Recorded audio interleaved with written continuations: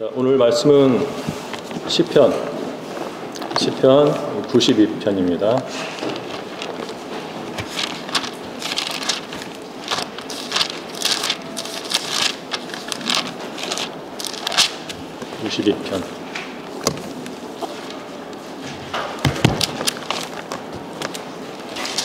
(92편) 12절부터 15절이에요. 들어서 읽겠습니다. 의인은 종려나무같이 번성하며 레바논의 백향목같이 자라리로다. 주의 집에 심겨진 자들은 우리 하나님의 뜰들에서 번성하리로다. 그들이 늙어서도 여전히 열매를 낼 것이요 그들이 기름지고 번성하여 주의 정직하심을 나타내리로다. 그는 나의 반석이시니 그에게는 불의가 없도다. 이 말씀을 잘 보면은요, 사람을 나무에 비유하고 있고, 자 13절에서는 주의 집에 심겨진 자들은 우리 하나님의 뜰들에서 번성하리로다. 성장하죠. 나무니까 성장하고. 14절에서는 그들이 늙어서도 여전히 열매를 낼 것이요, 열매를 맺잖아요. 그리고 그들이 기름지고 번성하여 뭘 하는 거죠? 15절에 주의 정직하심을 나타내리로다. 주님을 나타내는 사람이 되는 거예요.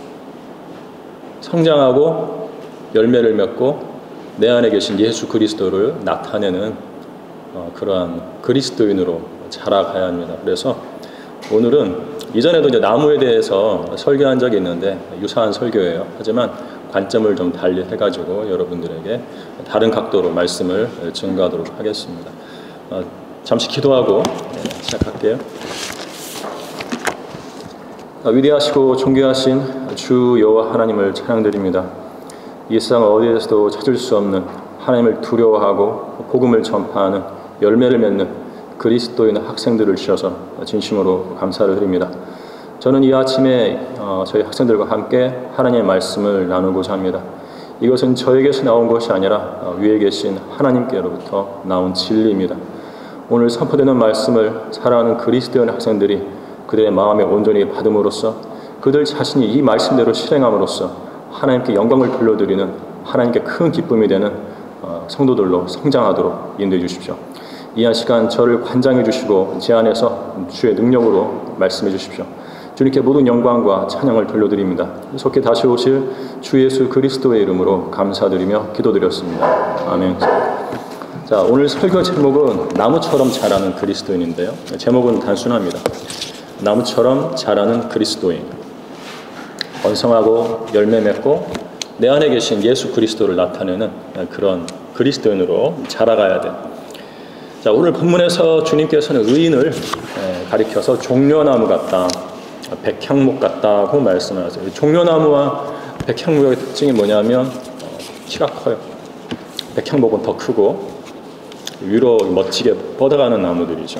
이처럼 사람을 나무에 비유하고 있는데, 나무의 특징은 뿌리가 땅에 박혀 움직이지 않는다는 거죠. 사람과 다르죠.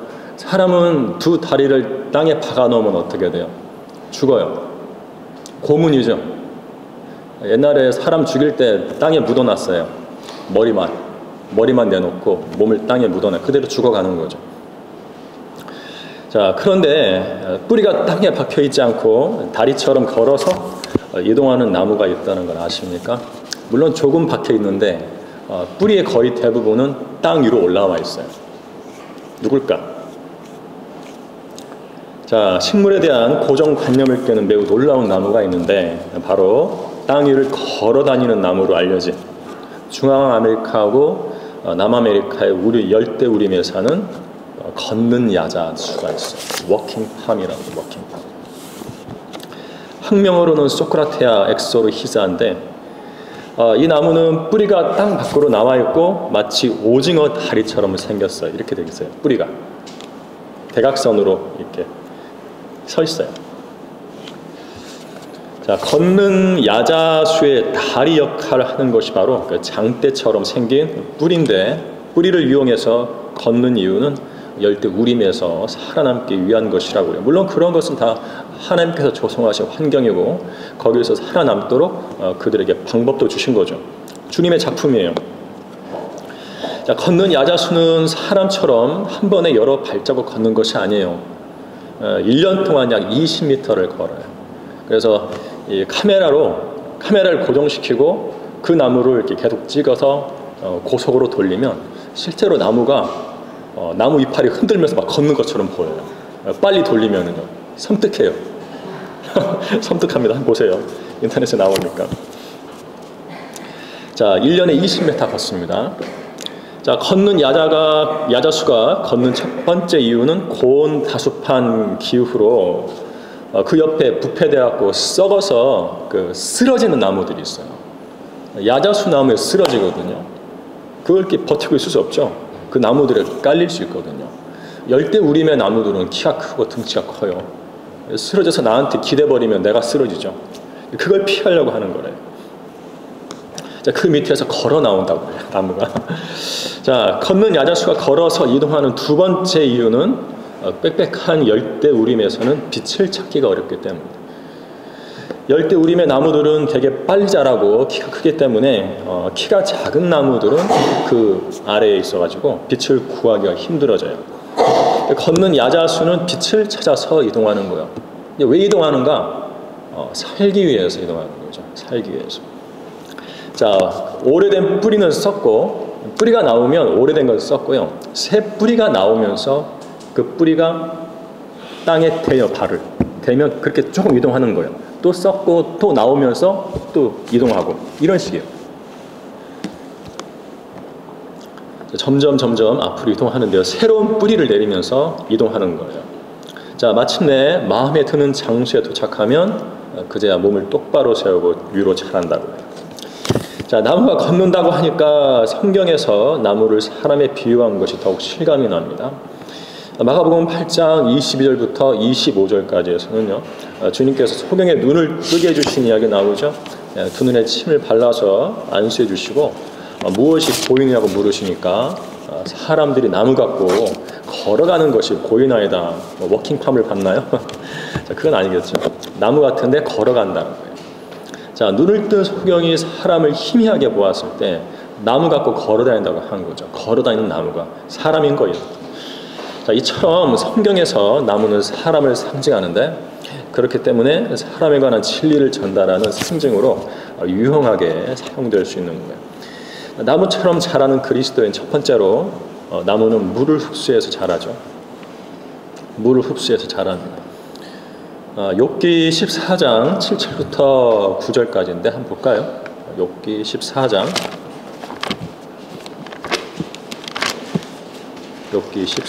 7절부터 9절까지. 나무에는 소망이 있나니 왜일까? 이유가 뭘까요? 베일지라도 누군가가 나무를 뱄어요. 베일지라도 다시 싹이 나서 그 연한 가지가 끊이지 아니하며 그 뿌리가 땅에서 늙고 그 줄기가 땅에서 죽어도 뿌리는 죽는다고 안 하죠. 뿌리는 땅속에서 오래되는 거, 나이를 오래 먹는 거죠. 많이 먹는 거. 줄기는 죽어도요. 물의 기운을 통하여 움이 돋고 식물처럼 가지가 나오는도다. 아하. 뿌리만 살아있으면 물을 흡수해서 다시 싹이 나온다는 거죠. 그게 나무예요. 자, 그래서 뿌리가 물을 흡수하는 일이 나무의 인생에서 가장 중요하다. 뭐 가지도 중요하고 이파리도 중요하지만 뿌리가 없으면 말짱 헛것이라는 거예요. 뿌리가 가장 중요한 거예요. 유선 목사님 옛날에 어떤 사람에 대해서 믿음의 뿌리가 없다라고 자주 말씀하셨어요. 그리스도인으로서 들을 수 있는 가장 나쁜 말이에요. 믿음의 뿌리가 없다. 자, 누가복음 8장에 씨 뿌린 자의 비유에서 이런 말씀이 있어요. 8장 13절에 씨가 바위 위에 떨어졌다는 것은 말씀을 듣고 기쁨으로 받아들이지만 뿌리가 없으므로 잠시 믿다가 시험을 받을 때면 떨어져 나가는 자이다. 시험의 때에 떨어져 나가는 사람, 시험의 때에 교회를 나가버리는 사람, 교회를 대적하는 사람, 이런 사람들이 다 뿌리가 없는 사람들이에요. 믿음의 뿌리가 없는 사람들. 함께 교제하면서 말씀을 들을 때 와 좋아해요. 와 향상된 계시다. 다른 데서는 들을 수 없다. 거기까지예요. 뿌리를 못 내려 믿음이요. 시험일 때 교회에 대적하고 나가버리죠. 어떤 씨는 바위 위에 떨어졌기 때문에 뿌리를 내릴 수 없어서 결국 말라 죽고 맙니다. 말씀을 들어도 그 말씀을 흡수해서 내 것으로 만들어야죠. 들을 때 좋아하기만 하고 정작 시험과 고난의 때에 그 말씀을 나와 일치시켜서 그 말씀대로 고난을 견뎌내야 하는데 그렇지 못한 사람들이 있는 거예요. 자, 죄의 유혹이 오면 그 죄를 대적하는 말씀으로 죄를 물리쳐야죠. 그렇지 못한 거예요. 예수님께서는 광야의 시험 때 말씀으로 죄를 대적해서 승리하셨어요. 기록되었을 때 사람이 빵으로만 사는 것이 아니라 하나님의 입에서 나오는 모든 말씀으로 사느니라고 하였느니라. 또 기록되었을 때 너는 주 너의 하나님을 시험하지 말라고 하였느니라. 사탄아 여기서 물러가라. 기록되었을 때 너는 주 너의 하나님께 경배하고 오직 그분만을 섬기라고 하였느니라. 주님 자신이 말씀 하나님이시고 구약 성경에 기록된 말씀과 자신을 일치시키신 거죠. 마귀가 와서 주님을 시험할 때 그 말씀과 하나가 되어서 마귀를 대적하신 거예요. 자, 믿음의 뿌리로 말씀을 흡수한 성도는요, 그 말씀이 자기 안에 흡수되었기 때문에 마치 물이 내 몸 안에, 몸 구석구석에 퍼져가듯이 말씀과 하나가 되는 거예요. 여러분, 그 꽃을 꺾어가지고 화백에 놓잖아요. 오래 가던가요? 뿌리가 없기 때문에 오래 가지 못해요. 분무기로 물 열심히 뿌리죠. 오래 못 갑니다. 흡수해서 몸 구석구석으로 퍼져야 돼요. 그 작용이 계속 일어나야 하는데 뿌리가 없으면 그게 안 되는 거죠. 말씀과 하나가 되면 그 말씀을 내가 직접 실행하게 되고 실행하면 시험을 이겨낼 수 있는 거예요. 말씀을 실행하며 시험을 이겨내다 보면 그것이 바로 나 자신의 영적 성장에 도움이 되는 거예요. 시험을 이겨낼 때마다 난 조금씩 잘하고 있는 거예요.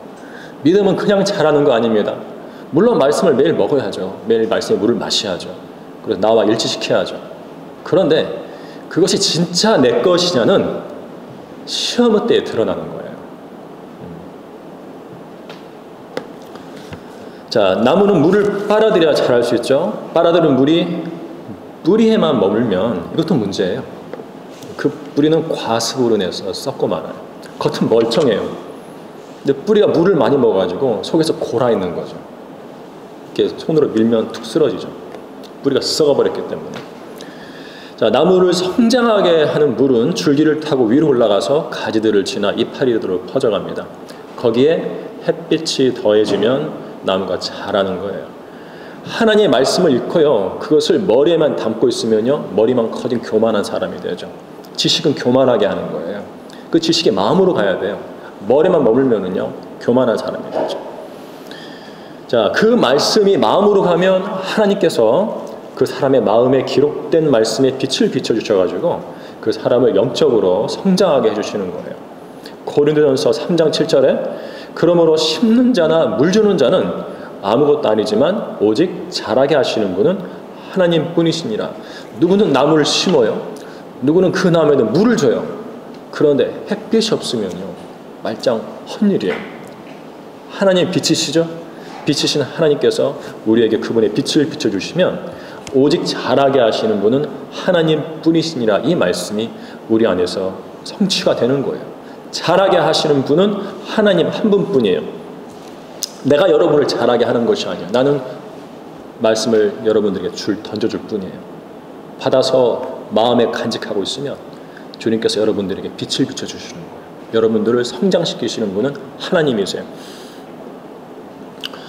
어쨌든 나무와 같은 우리에게 필요한 것은 믿음의 뿌리와 그 뿌리로 흡수할 말씀의 물이에요. 나에게 믿음도 있어야 하고 내 믿음의 뿌리로 흡수할 말씀도 있어야겠죠. 이 두 가지가 조화를 이루어야 돼요. 거기에 더해서 그 말씀을 실행하는 행위가 있어야 돼요.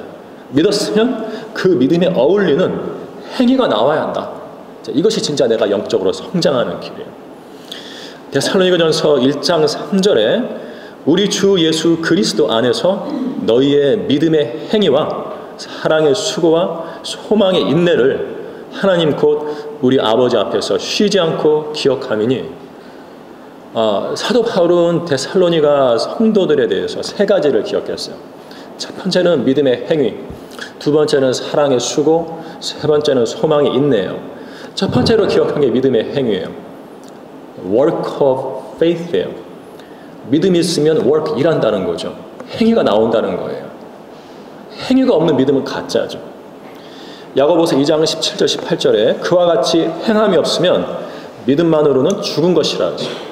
그러면 어떤 사람이 말하기를 네게는 믿음이 있으나 내게는 행함이 있으니 행함이 없는 네 믿음을 내게 보이라. 그러면 내가 행함으로 내 믿음을 내게 보이리라 하리라 하죠.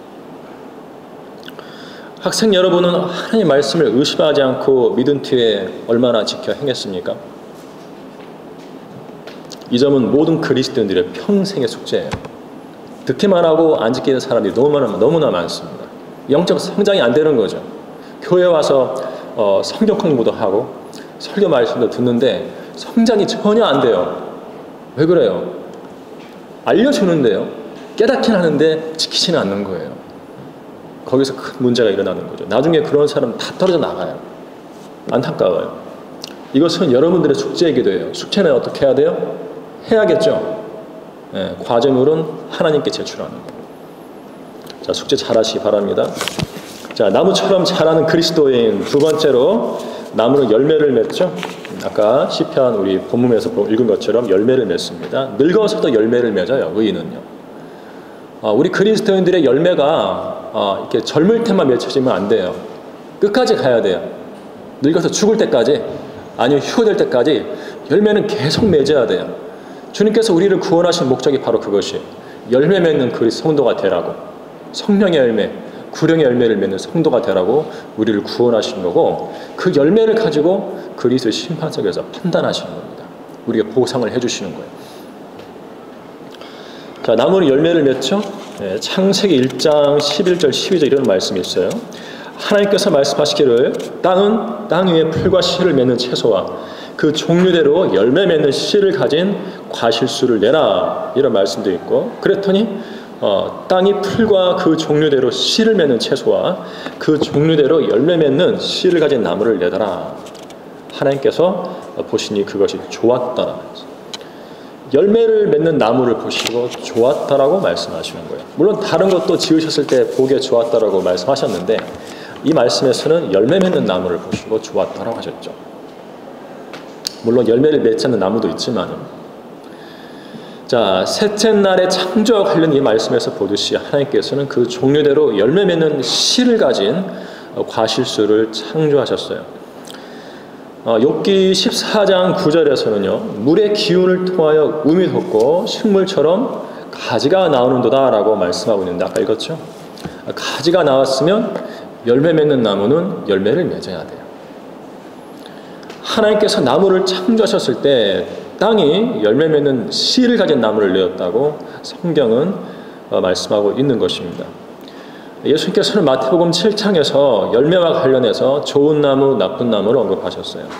그때도 주님은 열매 맺는 나무를 언급하신 거죠.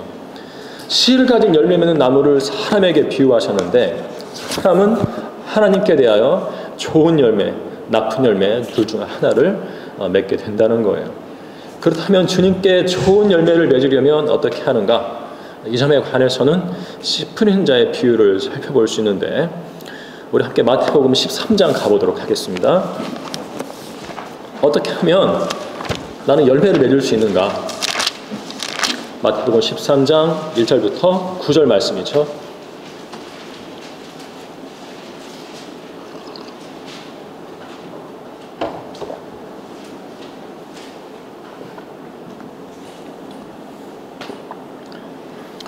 그날 예수께서 그 집에서 나가시어 바닷가에 앉으시더라.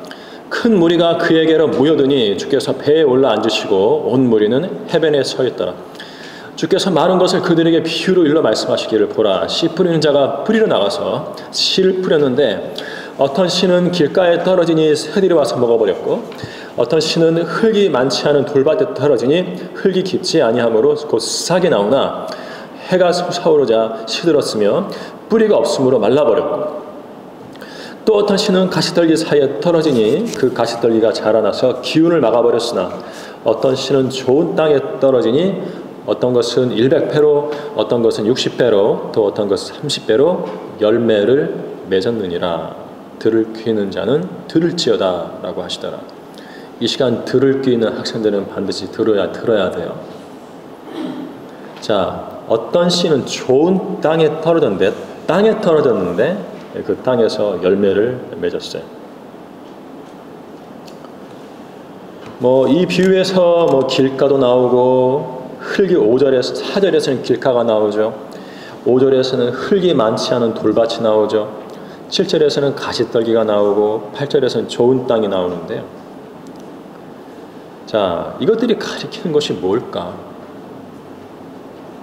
자, 씨 뿌린 자의 뿌린 씨가 어디에 떨어지느냐? 내가 지금 말씀을 전하고 있는데 이 말씀이 어디에 지금 떨어지고 있어요? 마음에 떨어집니다.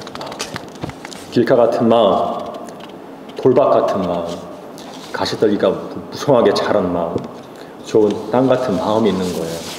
문제는 마음에 있는 거예요. 그래서 주님께서는 마태복음 13장 19절에서 이렇게 말씀하셨어요. 누구든지 왕국의 말씀을 듣고도 깨닫지 못할 때에는 악한 자가 와서 그 사람의 마음에 뿌려놓은 것을 빼앗아 가나니. 왕국의 말씀이 마음에 뿌려졌는데 마귀가 와서 빼앗아 간다는 거죠. 길가에 씨가 뿌려졌다는 것은 곧 이 사람을 두고 말하는 것이요. 길가 같은 마음이 있는 거예요. 자, 주님께서는 오늘 여러분들에게 말씀의 씨를 여러분들의 마음에 뿌리고 계시는 거예요. 이 말씀을 받는 여러분들의 마음이 좋아야, 그 마음 같이 좋아야 30배든 60배든 100배든 열매를 맺게 된다고 하시는 거죠. 사과나무는 사과를 맺어야 인정받죠. 포도나무는 포도를 맺어 인정받아요. 이름만 사과나무고 열매를 맺지 못하면 그건 땔감으로 밖에 쓸데가 없죠. 나무가 자신이 맺어야 할, 마땅히 맺어야 할 열매를 맺기 위해서는 좋은 씨도 있어야 하고 밭도, 옥토 같은 밭도 있어야 돼요. 그 마음이 옥토 같아야 돼요. 둘 다 필요한데 예수님께서 우리 마음에 뿌리시는 말씀의 씨는 좋은 씨예요. 좋은 씨입니다. 문제는 그 씨를 받는 우리 마음이다. 에베소 6장 6절에서요. 마음으로부터 하나님의 뜻을 행하라고 말씀하고 있어요. 마음이 문제인 거예요. 겉으로는 행하는 척 할 수 있어요. 마음은 단대가 있어요. 겉으로만 행하는 척 하는 사람은요, 하나님의 뜻을 행하는 사람이 아니에요. 마음으로부터 순종해서 그 뜻을 행할 때 진정으로 하나님의 뜻을 행하는 사람이에요. 그리고 잠언 4장 23절에서는요, 열심을 다하여 네 마음을 지키라. 이는 삶의 문제들이 거기서 나옵니다. 인생의 문제가 우리의 마음에서 나온다는 거죠. 마음만 잘 지키면 일어나지 않을 일들도 많아요. 많은 문제들이 우리 마음으로부터 비롯되는 거예요. 여러분, 친구와 다퉜어요. 한 대 확 쥐어받고 싶어요. 근데 마음으로 그러지 말아야지 그러면 어때요? 쥐어받지 않게 되죠? 문제는 마음에 있는 거예요. 내가 내 마음을 어떻게 다스리는가에 따라서 인생에 문제가 생길 수도 있고 안 생길 수도 있는 거예요. 예레미야 17장 9절 10절에서요. 마음은 만물보다 거짓되고 심히 약하니 누가 그것을 알 수 있으려? 누가 알아요? 주님이 아시는 거예요. 나 주는 마음을 살피고 나는 속을 시험하며 그 사람의 행위와 행실의 결과대로 각 사람에게 주노라. 그 마음에서, 우리의 마음에서 행위가 나오는 거죠. 그 결과대로, 그 행실의 결과대로 우리에게 다 갚아주시겠다고 말씀하시는 거예요. 똑같은 말씀이 뿌려지는데 각자의 마음 상태가 다르기 때문에 열매 맺는 정도가 다른 거예요. 그리스도인이 그리스도인으로서 합당한 삶을 살지 못하는 것은 그 마음이 잘못됐기 때문에 그렇습니다. 우리의 마음이 과연 뿌려진 말씀의 씨가 자라서 열매를 맺을 수 있는 좋은 땅인가 스스로에게 한번 물어보시고 검토하기 바랍니다. 이 시간을 계기로 자신의 마음이 하나님의 말씀을 받기에 합당한지 점검해 보라는 거예요. 만일 잘못되어 있다면 회개해야 돼요. 그 죄에서 돌이켜야 돼요. 마음이 비틀어져 있는 건 죄예요. 우리의 마음은 영적 전쟁터입니다. 마귀가 우리의 마음을 주님께로부터 빼앗아가려고 발악을 하고 있는 거예요. 뺏기면 안 돼요. 주님께서 오히려 우리에게 네 마음을 나에게 달라고 요구하시죠. 우리의 마음을 주님께 드려야지 마귀에게 주면 안 되는 거예요.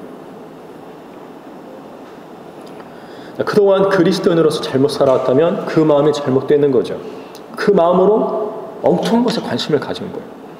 말씀을 들어도 씨가 길가에 떨어진 것처럼 시큰둥하게 아무런 감동도 반응도 없는 것은 아닌지, 말씀을 들었을 때는 아 그렇구나 하면서 기뻐했는데 잠시 후면 그 말씀을 언제 들었냐는 듯 예전과 똑같이 행동하는 것은 아닌지, 서울 크리스찬 중고등학교 안에서와 학교 밖에서의 행동이 다른 것은 아닌지, 이런 점을 돌아보고 하나님 앞에서 회개하는 거예요. 우리는 어디 있든지 그리스도인이에요. 여기 있을 때만 그리스도인이 아니에요. 밖에서도 그리스도인이지. 여기 저 안에서처럼 똑같이 밖에서도 행동을 해야 하는데, 안에서 새는 바가지 밖에서도 새죠. 우리 학교에서 마음이 비뚤어진 사람은 밖에서도 똑같이 비뚤어진 행동을 하게 되어 있어요. 학교 안에서 세상에 관심을 가지는 학생은요, 밖에 나가면 어떻게 되겠어요? 완전 세상 사람처럼 행동하는 거죠. 안에 있을 때 새는 곳을 배우기 바랍니다. 새지 않도록 해야 돼요. 자, 나무처럼 자라는 그리스도의 마지막으로, 나무는 사람에게 쉼을 줘요. 나무는 사람에게 쉼을 줍니다. 자, 우리 다 함께 열왕기상 19장으로 갈게요. 나무는 사람에게 쉼을 줍니다.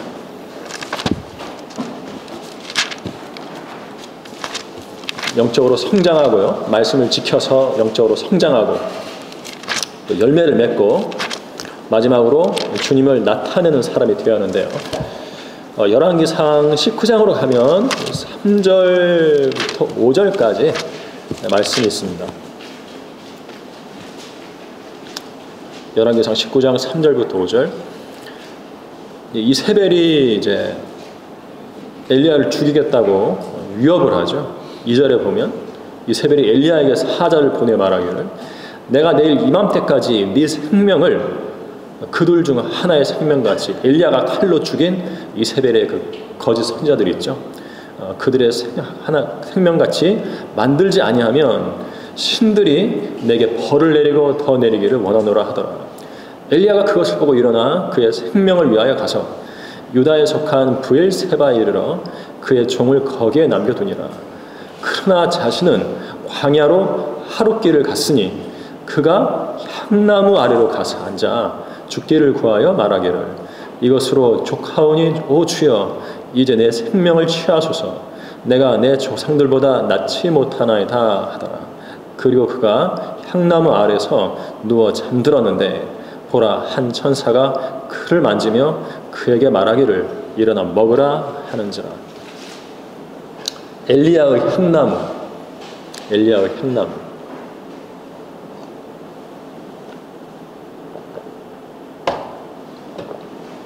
이세벨의 위협을 피해서 먼 길을 여행을 했죠. 지친 그가 도착한 곳은 향나무였어요. 거기서 주님 나 그냥 죽여주십시오, 더 이상 못 살겠습니다 하고는 그 나무 아래서 잠들었죠. 나무는 사람이 쉴 수 있는 길이에요. 쉴 수 있는 곳이에요. 사람이 가서 기대고픈 욕구를 낳는 게 나무죠. 나무 한 그루만 있어도 먼 길을 가다가 잠시 등을 기대고 쉴 수가 있습니다. 나무 그늘에서 뙤약볕을 피할 수도 있고요. 나무는 사람에게 쉼을 주는 존재예요. 여러분, 한자 쉴 휴자 아세요? 사람인 변에 나무 목자가 있잖아요. 나무에 사람이 기대고 있는 걸 그린 거죠. 쉴 휴자. 나무는 사람이 쉬는 곳이에요. 하나님께서는 우리가요, 이런 나무 같은 성도들이 되기를 바랍니다. 자, 그러면 어떻게 해야 하는가? 일단 우리가 누구인가를 알아야 합니다. 자, 우리 다 함께 에베소 1장으로 가볼게요. 에베소 1장. 우리 자신이 누구인가를 알아야 돼요. 먼저 에베소 1장 17절부터 23절까지입니다. 에베소서 1장 17절부터 23절. 우리 주 예수 그리스도의 하나님 영광의 아버지께서 자기를 아는 지식 안에서 지혜와 계시의 영을 너희에게 주시어 너희의 지성의 눈을 밝히셔서 너희로 하여금 그의 부르심의 소망이 무엇이며 성도들 안에 있는 그의 유업의 영광의 풍성함이 무엇인지 또 그의 강력한 능력의 역사하심을 따라 믿는 우리에게 향하신 그의 능력의 지극히 위대하심이 어떤 것인가를 너희로 알게 하시기를 원하노라. 하나님께서 우리를 향해서 대단한 것을 능력을 발휘하신 것이거든요. 하나님께서 그 능력을 그리스도 안에서 역사하게 하사 그를 죽은 자들로부터 살리셨으며 예수 그리스도를 부활시키신 능력이에요. 천상에서 하나님의 오른편에 앉히사 부활시키셨을 뿐만 아니라 예수님을 셋째 하늘에 앉히셨죠. 지금 그 능력을 말하는 거예요. 하나님의 능력. 모든 정사와 권세와 능력과 다스림과 이 세상뿐만 아니라 오는 세상에서도 이름 지어진 모든 이름 위에 뛰어나게 하셨으며 또 만물을 그의 발 아래 두시고 그를 만물 위에 머리가 되게 하셔서 교회에게 주셨느니라. 그 예수 그리스도를 교회에게 주시는 거예요. 모든 정사, 권세, 능력, 다스림 모든 세상에 이름 지어진 모든 이름에 뛰어나게 하신 그 이름을 지니신 예수 그리스도를 우리에게 주셨단 말이에요. 우리는 어떤 사람들이에요? 대단한 사람들이에요. 교회는요. 23절에 교회는 그의 몸이니 만물 안에 모든 것들을 채우시는 분의 충만이니라. 이 구절은 좀 어려운 부분인데요. 예수 그리스도를 부활시켜서 셋째 하늘로 이동시켜서 천상에 앉히신 그 능력이 바로 우리에게도 향해 있다는 거예요. 전체 문맥은 19절에 있잖아요. 또 그의 강력한 능력 역사하심을 따라 믿는 우리에게 향하신 그의 능력의 지극히 위대하심을 말하고 있는 거예요. 예수 그리스도를 믿는 우리에게 향하신 하나님의 능력의 지극히 위대하심을 뭘로 보여주셨어요? 예수 그리스도를 부활시켜서 천상에 앉히신 셋째 하늘 이동시켰잖아요. 그 예로 보여주시는 거예요. 그래 다시 말하면 우리도 그 동일한 능력으로 셋째 하늘로 이동할 거라는 거예요. 그 동일한 능력으로 우리도 죽었으면 부활하게 될 거라는 거죠. 그 동일한 능력으로 우리의 몸이 변화될 거라는 거고 예수 그리스도의 부활하신 몸과 똑같은 초자연적인 몸으로 변화될 거라는 거고 그 동일한 능력으로 셋째 하늘로 이동할 거라는 거예요. 주님과 함께 또 천상에 있게 되고요. 주님과 동일한 권세를 가지고 있게 되겠죠. 예수 그리스도 하나가 됐기 때문에. 교회는 대단한 존재예요. 그래서 23절에 뭐라고 되어 있어요? 교회는 그의 몸이니 예수 그리스도의 몸이니 만물 안에 모든 것들을 채우시는 분의 충만이니라. 만물을 채우시는 분의 충만이 바로 교회다, 우리다라는 거예요. 대단한 존재예요. 아무렇게나 살면 안 되겠죠. 세상 사람들처럼 자존감이 있어야 돼요. 내가 누구냐 이거죠. 나는 교회라 이거예요. 이런 교회에게 주시는 실천적인 말씀이 바로 에베소서에 기록되어 있어요. 에베소서는 그런 목적으로 기록되어 있어요. 천상을 향해 가는 교회가 이 지상에서 어떻게 살아야 하는가. 이대로 살지 않으면 우리는 실패하는 거예요. 그래서 심판석에서 큰 책망을 받는 거예요. 자, 예를 들어서 우리 4장으로 한번 가볼게요. 천성을 향해 가고 있다면 어떻게 살아야 하는가. 에베소서 4장 22절부터 32절까지 좀 깁니다. 읽어볼게요.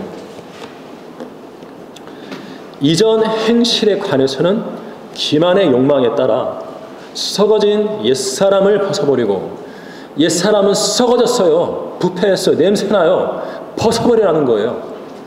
곰팡이 핀 옷 입고 다닙니까? 냄새나는데 벗어버려야죠. 너희 생각의 영 안에서 새롭게 돼요. 생각이 바뀌어야 돼. 이제 하나님을 따라 의와 참된 거룩함 안에서 창조된 새 사람을 입으라. 그러므로 거짓을 버리고, 잘 보세요. 그러므로 거짓을 버리고 각자 자기의 이웃과 더불어 진리를 말하라. 이는 우리가 서로 지체이기 때문이라. 우리 대화 내용도 달라야 돼요. 서로 진리를 말해야 돼요. 화를 내되 죄는 짓지 말고 해가 지도록 분노를 품지 말며 마귀에게 틈을 주지 말라. 화를 계속 내고 있어요. 특정 대상에 대해서. 해가 저물고 날이 바뀌는데도 계속 그 사람에 대해서 화가 나 있습니까? 이미 여러분들은 마귀가 들어올 틈을 열어준 거예요. 그러면 안 돼요. 화냈으면 그걸 끝내야지. 질 끌면 안 된단 말이죠. 마귀가 내 안에 들어오는 거예요.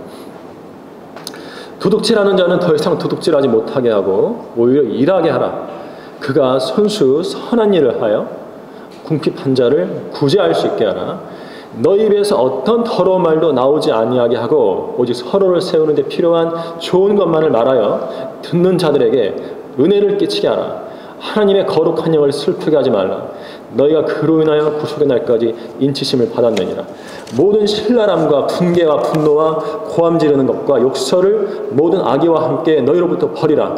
너희는 서로 친절하고 다정다감하며 서로 용서하되 하나님께서 그리스도를 위하여 너희를 용서하신 것 같이 하라. 언제까지? 우리가 휴거될 때까지 바로 이 일을 하고 있어라는 거예요. 자, 그리스도인이 이렇게만 살면 더 바랄 게 없겠죠. 이런 그리스도인과 맺는 관계에서는요, 쉼을 얻을 수가 있어요. 왜냐하면 그 그리스도인 안에 계신 예수 그리스도께서 그 사람을 통해서 예수님 자신을 나타내 보이셨기 때문에 그래요. 오늘 성경 본문에서 뭐라고 되어 있어요? 그들이 기름지고 번성하여 주의 정직하심을 나타내리로다.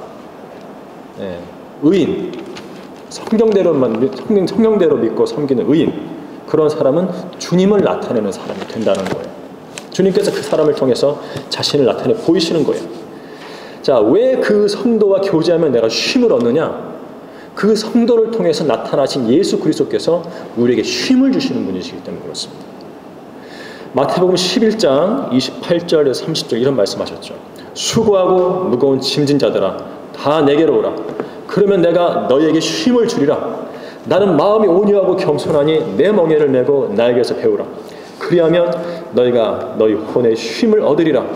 이런 내 멍에는 쉽고 내 짐은 가볍기 때문이라. 어떤 사람과 만나면 불편해요. 피곤해요. 정신적으로 스트레스가 많아요. 성경대로 안 사는 거죠. 하지만 어떤 그리스도인은 함께 교제하면 마음의 쉼을 얻을 수 있어요. 그 차이예요.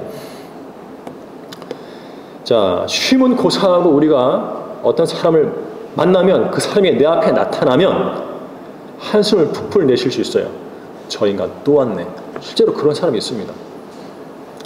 누군가가 나에게 감정적인 쉼, 심정적인 쉼을 나에게 느끼게 하려면 내가 그런 쉼을 주려면 나는 천성을 향해 가는 그리스도인다운 삶을 살고 있어야 한다. 누군가에게 여름날에 냉수와 같은 사람이 되어야 한다는 거죠. 언제 어디서나 그리스도의 향기를 발산하는 동료 그리스도인들에게 마음 편히 만날 수 있는 사람들이 되어야 하고 어려움을 겪는 지체들에게 위로를 베풀 수 있는 사람이 되어야 돼요. 거짓을 버리고 진리를 말하는 사람, 화를 내되 죄는 짓지 않는 사람, 해가 지도록 분노를 품지 않는 사람, 열심히 일하여 도둑질하지 않는 사람, 그 입에서 어떤 더러운 말도 나오지 않는 사람, 서로를 세우는 데 필요한 좋은 것만을 말하는 사람, 그의 말을 들으면 은혜가 느껴지는 사람, 기분 나쁘다고 쉽게 고함 지르지 않는 사람, 욕설을 내뱉지 않는 사람, 친절하고 다정다감한 사람, 얼마든지 기꺼이 용서하는 사람, 바로 이런 그리스도인이 되어서 성도들에게 유익을 주는 사람으로 여겨져야만 하는 거예요. 결론적으로 씨가 땅에 떨어져서 일단 싹이 나면 그 자리가 그가 죽을 때까지 있어야 할 자리가 됩니다. 물론 워킹팜은 다르지만 나무들은 보편적으로 한번 뿌리를 내린 그곳에서 평생을 보내죠. 나무는 자기가 뿌리 내린 그 한 조각 땅에서 물과 영양소를 빨아들이면서 평생을 보내야 하는 것이에요. 여러분은 믿음의 뿌리를 어디에 내렸습니까? 여러분의 믿음의 뿌리를 내린 한 조각 땅이 어디죠? 바로 여기에요. 한 조각 땅이에요. 여기에 믿음의 뿌리를 내리고 여기서 자라요. 자, 믿음의 뿌리를 하나님의 말씀에 내리기 시작했다면 평생을 그 말씀 위에 살면서 말씀의 물과 영양소를 빨아들이면서 영적으로 성장하고 열매를 맺어야 합니다. 그렇게 살아야만 우리를 예수 그리스도 안으로 넣어주신 하나님께 영광을 돌려드릴 수 있는 거예요. 우리 그리스도인들은 나무가 뿌리로 물을 흡수하듯 믿음으로 말씀을 받아들이고 나무가 열매를 맺듯 열매 맺는 삶을 살아야 합니다. 그리고 다른 지체들에게 불편을 끼치지 않고 예의를 갖추며 마음 편하게 만날 수 있는 내 안에 계신 예수 그리스도를 나타낼 수 있는 사람이 되어야 돼요. 우리 학생들이 그런 그리스도인들로 자라기를 바라면서 설교를 마치겠습니다. 자, 기도하겠습니다.